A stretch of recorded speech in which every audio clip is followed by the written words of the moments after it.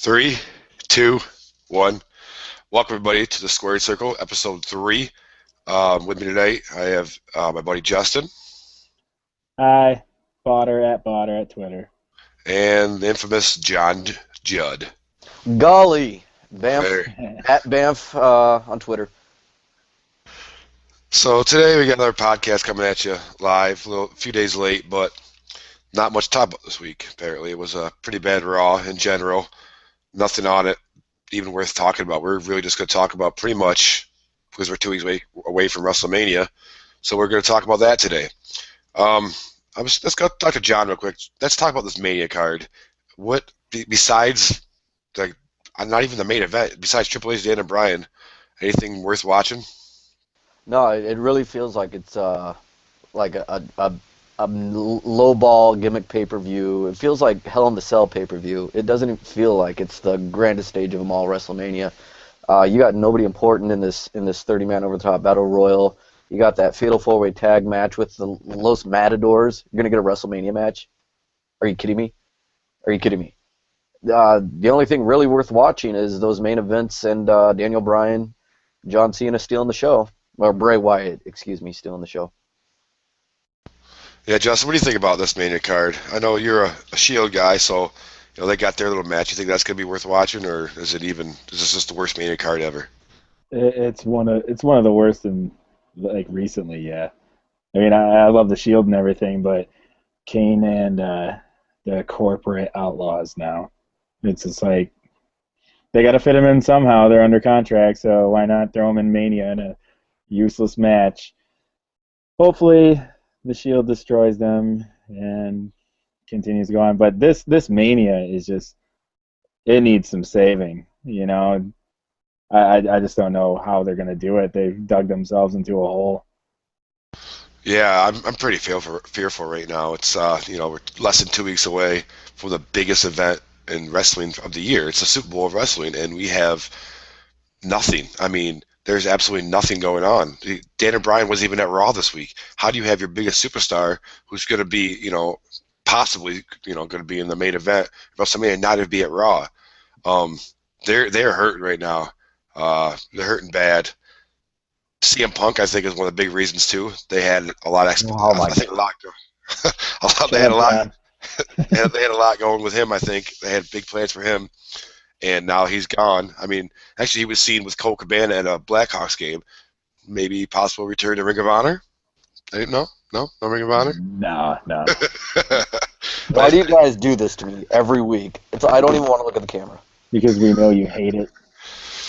All right. So somebody mentioned real quick the tag team match. I think it was John. They mentioned it's now a 4-way tag team match. Los Matadors. You got your Usos, Los Matadors, Ryback. So who's the other one? Yeah, it doesn't matter. Irrelevant. John, anybody? You know who it is? Are the Real Americans? Oh, Real Americans. Yeah. Real Okay. Americans. Yeah. So there's going to be the biggest terrible ever way to ruin what the only good thing in WWE right now, which is a tag team division. And you just got to throw the Los Matadors, who aren't even in it. They're not there yet. The Real Americans, who are on the verge of separating, and then obviously the Usos are where it's at. I mean, I don't see, and Ryback, really. I know they won their number one contendership or whatever, but I mean, there's so many good tag teams right now, and this is what you're gonna have. John, do you think this is gonna be a good match? Do you think it's? I mean, outcome what? What do you think outcome's gonna be? Well, I mean, you look at the players in this match, and obviously it's going to be the Usos retaining. Uh, Man, I tell you, you hit it on the head. There are so many really good tag teams out there right now, and none of them are in this event. I don't maybe they're just trying to sell merchandise. I know Los Matadors is a really good merchandise seller.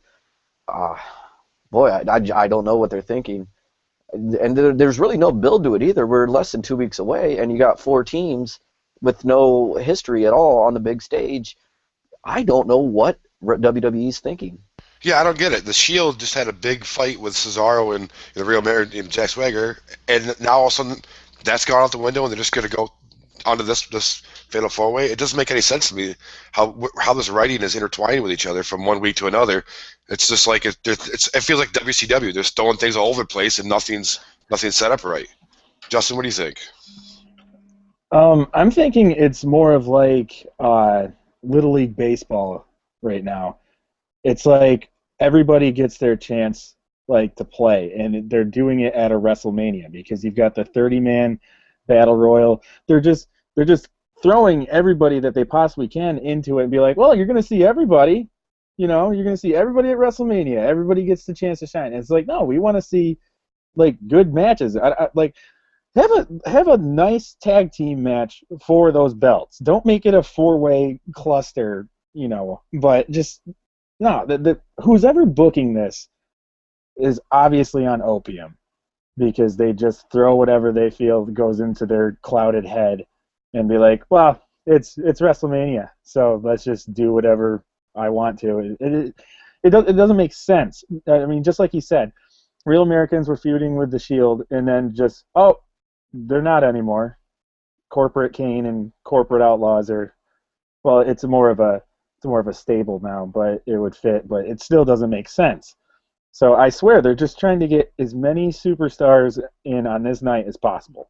Well, that's Do you think that, I was thinking this for years, that one day bringing back all these former stars is going to catch up with the WWE? Do you think that's maybe what it is that they don't feel like they have the star power because they went and brought all these guys back, and now the current guys they have are just no selling it? I mean, there's no hype because they're not hyped up guys like The Rock. Do you think that's maybe what it is? No, I think it's mostly I don't think it's that it's so hyped up. I think Bonner hit it right in the head. They have so many people in the locker room, and right now they just want to expose everybody out there. Which the 30-man battle royal over top is not some way to do that because you can have 30 guys in the ring. You ain't going to showcase anything. You can't. There's not enough room to showcase any skills or anything like that. I mean, it's just they're doing it the wrong way. I get you want to get these people their time and their manias, but this is not the way to do it. WrestleMania to me, it's like a sacred event of the year. It's like the Super Bowl of wrestling.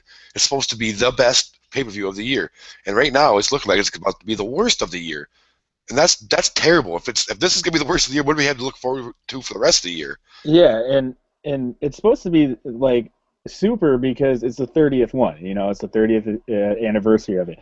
You'd think that they would try to blow us out of the water, but They did. They brought Hulk Hogan back to host it. Whoa! Boy, I got my Hulkster T-shirt someplace burned. I don't know, but yeah, this isn't looking good at all. It's not looking good at all. I think maybe that they're just really going to bet on Daniel Bryan stealing everything, putting on 2 ridiculous matches, John Cena and Bray Wyatt putting on great matches, and I think they're just thinking maybe the rest of the card is just whatever because those matches are going to be fantastic. Who cares about everything else? That's the guy what they're betting on. And put all your cards in the basket on Daniel Bryan, it's going to win because it's a yes movement. Is it going to happen, though? That's still the question. I mean, we still don't know. Is it his time yet? We don't know.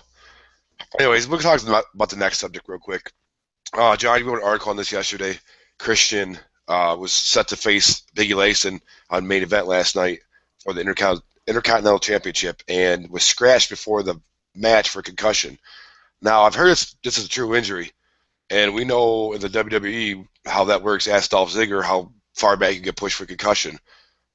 Being Christian's age and that he's been around for a while, and this was, to me, it looked like his last push. Justin, what do you think? Is Christian done for after this concussion, you think, or has he still got time to come back? It really depends on the severity of the concussion. But first of all, I was surprised that Christian was still even getting a push in the WWE. And I liked it. I mean, Christian is kind of one of my favorite little on-the-side wrestlers that I don't talk about that much. But it depends on the severity of the concussion. I don't think he's done, but, God, it is just the worst. I mean, it's just like Ziggler when he got his concussion. It's the worst possible time that he could have got an injury because, he was actually he was feuding with Sheamus, and then, he had the IC championship match taken away from him because of it, because of the concussion. But yeah, I feel bad for him, but I hope he's not done. I mean, he's been in here for about 15 years now, so he hasn't been injured that much. John, what do you think with Christian in the future of now with his concussion? From what I've read and what I've been hearing on Twitter, that it wasn't a major concussion. It was just something minor that, because of his history, they wanted to hold him out, just to be safe. I could see this turning into a WrestleMania match. He's going to come back. hopefully next week, because I think that's the only week he's got left. Or he'll just set something up, just spur of the moment on the pre-show. Hey, I was the number one contender. I want my title shot, and it turns into maybe the pre-show at WrestleMania. And he puts on a great match, and because that's what Christian does. And Big E's an up-and-comer. I mean, he botches here and there, but I mean, he's good. I could see this being a swan song, though. I think he's pretty much done after WrestleMania. Yeah, me too. All right, we'll talk about the next thing real quick. Let's talk about the newest Hall of Fame inductee, the bad guy. What do you guys think? Is he deserving of it? I mean, is it perfect time with Jake the Snake, the whole Scott Hall hitting the Hall of Fame? I think he's one of the premier gimmicks ever to come out, and he played his gimmick perfectly. And he wasn't the greatest of all wrestlers, but he wasn't a bad wrestler by any means. Hall of Fame deserving in the ring for sure. Out of the ring, he liked to sip on the little. I have a few too many, but John, what do you think? Does he deserve this? He's had a great career. I wouldn't say that he himself deserves it. I think that maybe they should have inducted the NWO, and he was a part of the NWO, kind of like they inducted the Four Horsemen. That's exactly what I was just thinking. Is at some point, because you got Kevin Nash, all this. The three original, Hulk Hogan, or Scott Hall, and Kevin Nash all have to be inducted separately too. If the Four Horsemen are in there twice, like Ric Flair's in there twice, then how did the NWO not be?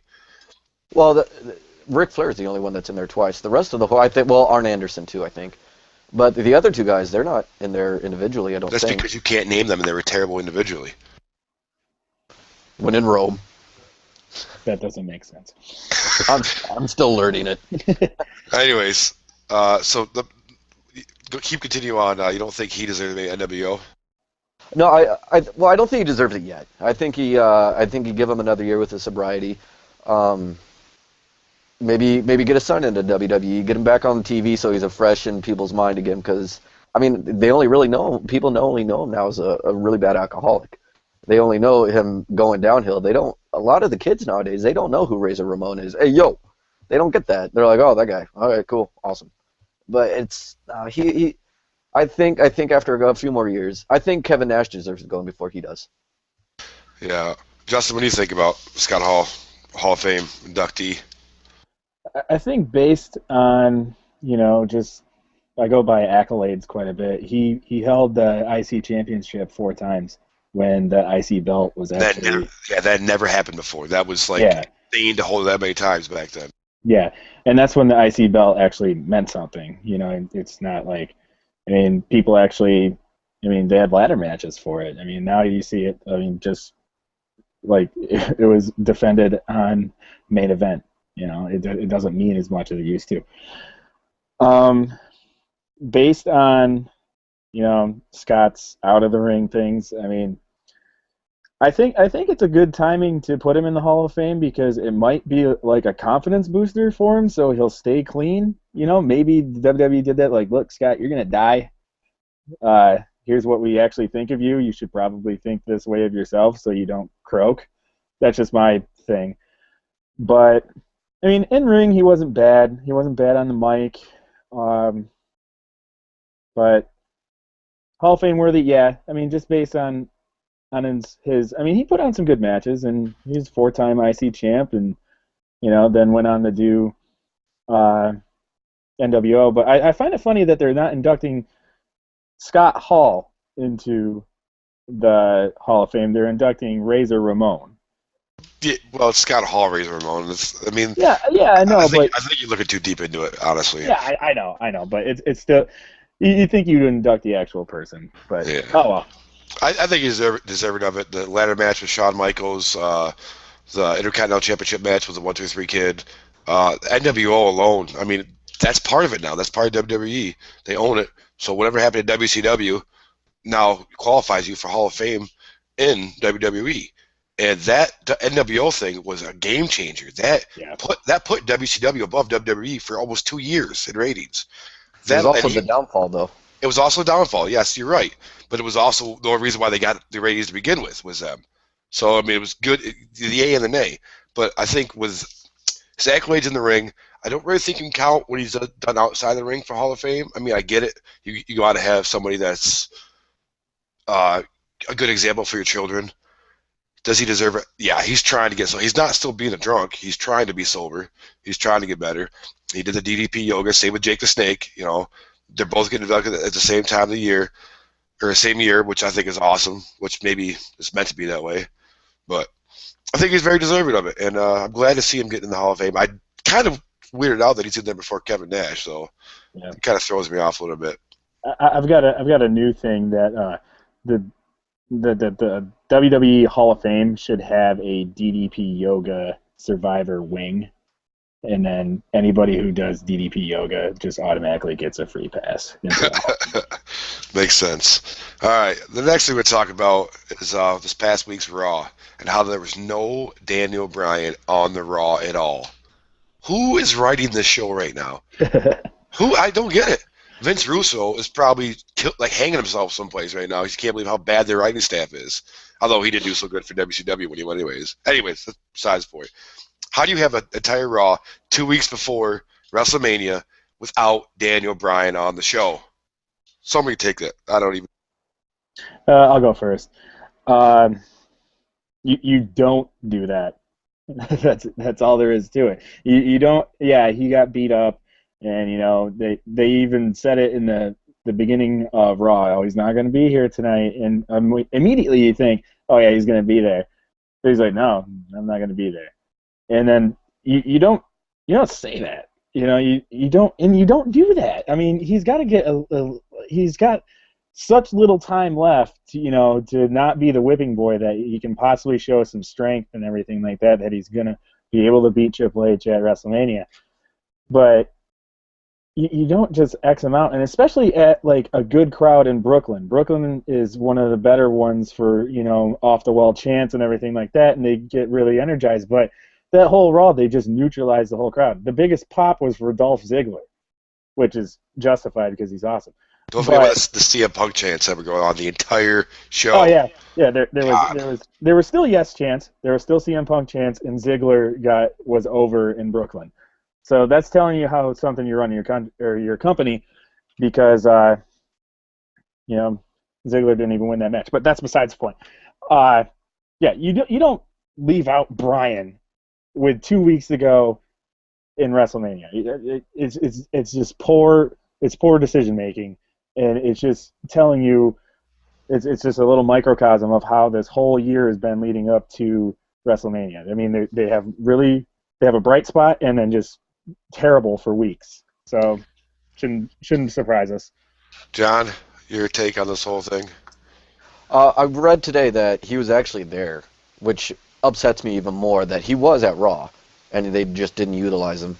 I just don't see how you have the guy that's the most over guy in the company in the last 7-8 years gonna be in a main event and possibly in the main event and possibly win the title, and you don't have him there. But yeah, you have Dave Bautista who comes out and rips his jeans in half, gets slapped in the face. By the way, Dave, I said it once, I'll say it again. Knock it off with the skinny jeans. See, I told you. Well, he wasn't even wearing his skinny jeans either. That's the thing. But I don't see how you have Dave Bautista there, but you don't have Daniel Bryan. I know I stutter a lot, and that's because I get angry. I get angry at how bad this show is. I don't get it. Messing. No. The bottom line is they're messing up. They obviously have a reason for it. They're a lot smarter than we are, apparently, because they're writers for the WWE. I mean, we're just the fans who don't, only know what we want. But there's some reason behind it. I can't wait to see what it is. I'm hoping that this whole bullshit period of the last 6 months of WWE, I hope it's all accumulated for something great to happen. That's what I keep telling myself, is that all this crap and all this is because Vince McMahon is just making the biggest build-up ever. I doubt it's going to happen. Daniel Bryan probably beats Triple H, or like John said last week, probably gets squash match, and then they both end up in the Fatal 4-Way, and it's a huge thing, and Daniel Bryan wins. Whatever it is, I mean, Daniel Bryan's got to come out with the champion at WrestleMania. If he doesn't, anarchy. I'm gonna run naked around the street to scream anarchy. I think I don't really know what else to do. These guys are the writers and the staff at WWE is killing me right now. I don't understand what they're doing. Give me Daniel Bryan. That's what we want. He's the guy that puts the people in the seats. He's the guy that gets the crowd the biggest pops. He's a great energetic wrestler. Reminds me a lot of his mentor HBK. Getting the crowd going. I don't understand how they're not utilizing him right now. They are, but in the wrong way. You just let him get the crap kicked out of him by Triple H. It's like Bader said, it's 2 weeks before WrestleMania. You have to start showing him some strength. That's how it works. He's a whipping boy for so long, and then you give him one little pop to show maybe there's a chance. They haven't done that yet. But on to the last subject I want to talk about, which most of you know I'm not a big fan of, but I think I'm leaning towards this is going to be the match of the night at WrestleMania. It could be a show stealer. John Cena versus Bray Wyatt. This has got to be one of the better developed rivalries I've seen the way they're doing it. John Cena last week, was fighting Luke Harper, put him up for the AA, and the lights went out. And then he comes back on. John Cena's tied up in the rope with the goat mask on. That was epic. That's great writing right there. Where's that with the Dana Bryan story?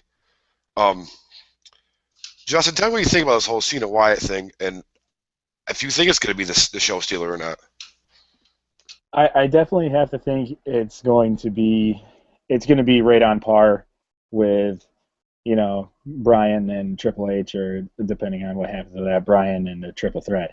But definitely it's one of the only ones to watch. But it's surprising enough that they've made John Cena kind of vulnerable. He's not Super Cena anymore. It seems like Bray might have his number, but as they developed this feud, they've done it correctly, which is one of the very few things that they've done lately. I've actually watched every promo, and watched Cena's matches. Luke Harper can hold his own in the ring, but John made him look pretty good in that match as well. But they're really hyping it. They had to buy the rights for Eminem's Legacy song. I noticed that they barely ever do that, but just for a promo. But I've got no complaints with it. I just really hope that the match is as big as the hype was. But Bray being Bray, he always puts on a good show. So, and John Cena seems like he's on top of his game lately. So I'm looking forward to it. It should be good. I don't want to admit it, but I'm going to have to agree with you. John Cena is best I've seen of John Cena in a while. This whole him being scared thing is pretty. Yeah. I like it. He's showing weakness, and you guys know I hate Cena more than I hate a colostomy. But anyways, John, how do you feel about the whole Cena Bray Wyatt thing and how they're doing with it? Do you think it's going to be the show stealer, or is it D Bryan's still going to be the guy? They're doing something that they haven't done very well in a long time, and that's a good slow build. A lot of people forget that Bray Wyatt cost John Cena the title at Royal Rumble and Elimination Chamber, and they didn't feud at all between those two pay-per-views, except for when just that one match, just hinting at something, and then you got the great mic work week in week out with Bray Wyatt. You got John Cena talking about his legacy. You got what happened last week when the lights turned off and you put on the goat mask. That's creepy. I don't know, that goat mask thing. Even before that, when John Cena, they did a little camera segment, he was in the bathroom splashing water on his face, and you just see the goat peer around the corner at him, then he turns around and it's gone. It's just so creepy, and you don't get the only thing creepier would be a John Judd mask. There you go. Why do I do this podcast?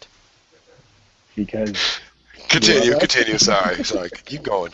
So I definitely think that it's going to be a show stealer. I think it's going to be a show stealer strictly because of Bray Wyatt. John Cena is going to do his five moves of doom, and but Bray's going to find a way. He's going to pull it out. I think he does a really quick Sister Abigail steals it.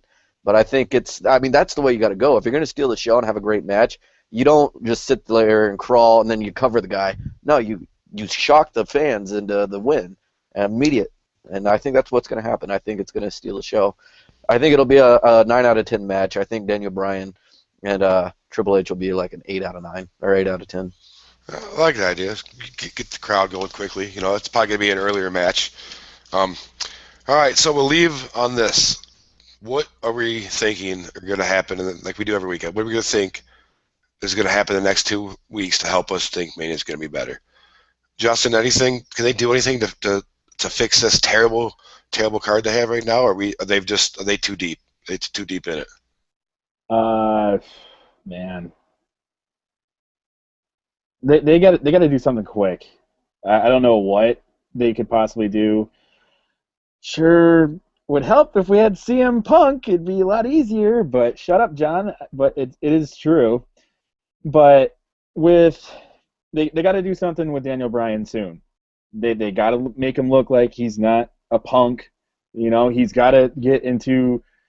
He's got to throw the knee in Triple H's face. He's got to do that. He's got to give him the kicks in the knee and then just end Raw with yes chance and Triple H lying in the ring at some point. You can't just have him be the whipping boy and then he goes on Twitter is like, oh, I'm not cleared to wrestle. You got to, because I said this last time. Daniel Bryan came out as a submission specialist, and he was out the menu, and now he's this guy who's all about the fans and everything. But you still have to think that he's dangerous. You know, they can't just have this underdog who's this scrappy fighter. No, he's a technician. The guy knows what he's doing in the ring. You got to show the people that he's still like that. And then when he gets into WrestleMania, he can be vicious. You know, he can take it to Triple H, and then who knows? Like, even put Triple H in his place. Like, beat him solid and good and clean. You know, that'd be my, like, orgasm. But it's probably not going to happen. But they got a lot to do. You know, maybe have Paul Heyman come out to CM Punk's music again just to get the crowd going. Who cares? Nah, I mean, I actually agree with you completely, 100%, which is weird because usually I don't. Yeah. But they need to. They're on the right path with John Cena and Bray Wyatt right now. You know, that hype is going good. They need to do something with Daniel Bryan. He's got to start showing a strong figure, a strong side pretty soon. You know, I don't know about the knees, but at some point he's got to get over on Triple H before WrestleMania. And I think that's going to happen this Monday night at Raw. He's scheduled to be there. He's cleared to wrestle now and all that good jazz. So I have a feeling he's going to do something to get back at Triple H. You know, that's got to happen. They got to do something with this 30-man over top rope. It's too bland. We just had a Royal Rumble a month and a half, 2 months ago. I mean, it's not quite Royal Rumble. It's worse because you got 30 guys starting the ring at once. You can't even move in the ring. So something's got to happen with that. I'm not sure what. Maybe, who knows, some surprise old school entrances. Maybe Stone Cold gets cleared. Yeah, right. But wouldn't that be nice? Yeah. John, what do you want to see happen in the next week and a half, 2 weeks for this Mania card to feel like it actually is a WrestleMania? You know, I'm really not focused on WrestleMania right now. I want a good week in, week out show. And I think in order to make Raw good, 4 squash matches in a row is not going to cut it. You can't do it. And then in between those squash matches, you have Hogan come out and talk to, it's so bad. It's such bad TV. I think WrestleMania is lost, really. I mean, you got these matches with, like, the Los Matadors. You didn't care about them for the last 3 months. You're not going to do anything in the next 2 weeks to make me care about Los Matadors. Ryback's had, 2 years now? You're not going to do anything in 2 years. I think the whole first half of WrestleMania is lost. It's a lost cause. You get those main events going, though, with WrestleMania. You get Daniel Bryan to come back. I think he cuts a decent promo this week. Or he doesn't. The very last segment, you have Triple H out there talking, and then he just sneaks in through the crowd and surprises him and beats him up. I can see that happening. I think that's the way they go. I don't know if they do it this week. I could see them doing that the week before WrestleMania. I think this is actually the week before WrestleMania. So, yeah, but you just put on good matches, WWE. We don't want to see squash matches. We don't want to see Sin Cara versus Damian Sandow in 2 minutes. You know, just good matches. Please, I'm begging you. All right, guys, this has been episode 3 of The Squared Circle. My name's Cody, Twitter handle WLater30. Justin, give me a handle. It's at Botter, Justin Botter. John? John Judd, got my tooth. Visit me on Twitter, Banff2585, and we'll just talk some wrestling.